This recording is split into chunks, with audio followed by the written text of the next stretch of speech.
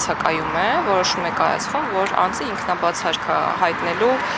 կամ վարույթին չմասնակցելու պատճառներ չունի։ Եվ ես չեմ կարող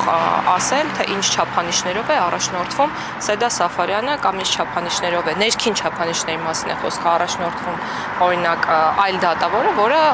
ենթադրել է, որ իր մասնակցությունը կարող է շահերի բախման իրավիճակ ստեղծել։ Տիկին Գալյան, մեկ ճշգրտում, դուք ասացիք այստեղեք որպես ՔՊ ներկայացուցիչ, այո, բայց դուք նաև մնացած այն քաղաքացիների նախարարն եք, որոնք այսօր վիճարկում են իրենց քվեները, նաև սահմանադրական դատարանով։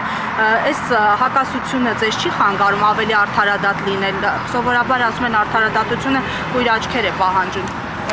Արդարադատություն մեր երկրում իրականացնում են միայն դատավորները։ Ես ցավոք սրտի կամ բարեբախտաբար արդարադատություն չեմ իրականացնում։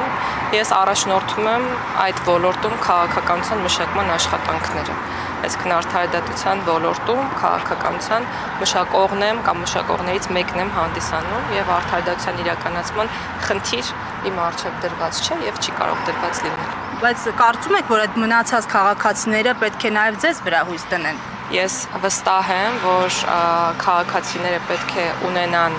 այն գիտակցումը, որ բարձր դատարանի կողմից քննարկվող հարցը պետք է ստանա ճիշտ հանգուցալուծում եւ սահմանադրական արդարադատություն պետք է տեղի ունենա։ Մենք հիմա այն դատարանի շենքի առջև ենք, որ սահմանադրական արդարադատություն է իրականացնում եւ այս գործով եւս այդ արդարադատությունը պետք է իրացվի։ Եթե սահմանադրական դատարանը որոշի անվավեր ճանաչելիությունները, քաղաքացիական պայմանագիրը պատրաստ է